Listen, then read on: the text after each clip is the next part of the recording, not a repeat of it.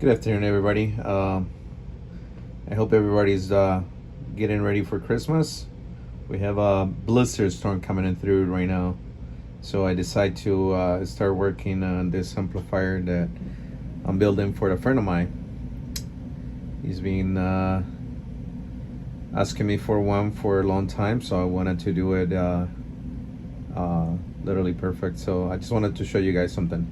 It is very important whenever you tune in your bias that have it perfect.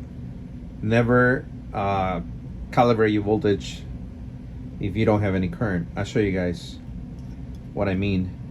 The meter in the back, let me see, that meter is reading the current and the bias, and this one is reading the voltage and the bias. So if you don't tune it properly, in order for you to get the best audio, you just not gonna get it.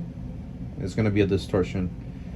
It's hard to tell sometimes when you're talking to someone, especially in a mobile. But if you're gonna use a good amplifier, you wanted to have it in a mobile, and you sounding like someone in a base station. So in order for you to achieve that, you must tune your amplifier properly. So I'll show you guys something.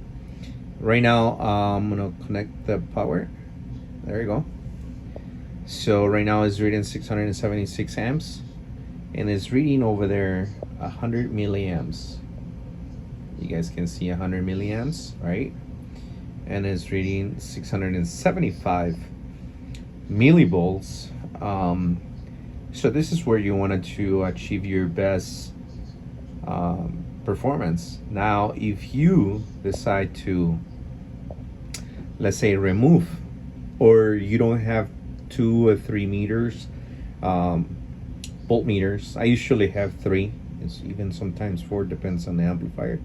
But in this case, I'm building this amplifier, and 2 for me it's enough right now. I'll be doing the testing later on once I put the power supply and so on. But if I remove the current, watch what's happening in that voltmeter right here.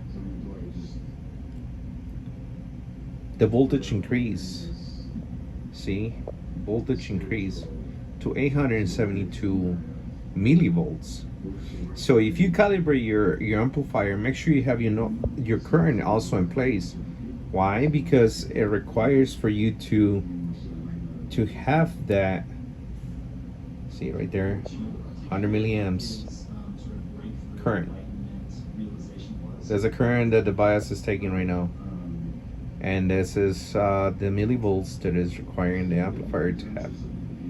So if you don't achieve this, you must be doing something wrong. Work on your bias, work on your circuit, work on your mat. You got to work on your calculations of values and things like that. But this is how I do it. This is a perfect bias.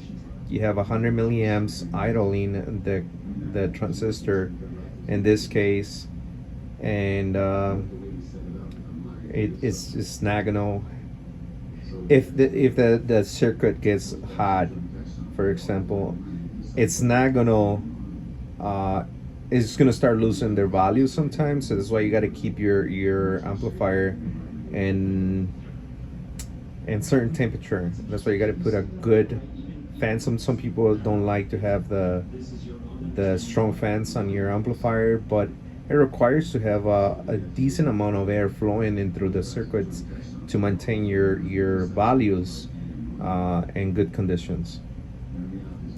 Otherwise, they're gonna start losing capacitance, resistance, and so on. So you want to maintain your amplifier in a good temperature to achieve and obtain always your 100 milliamps current. This is for sideband. AM, it's another story, but yeah, I wanted to share this with you, and I hope everybody's having a good holidays this year. And from Chicago, be warm and stay safe.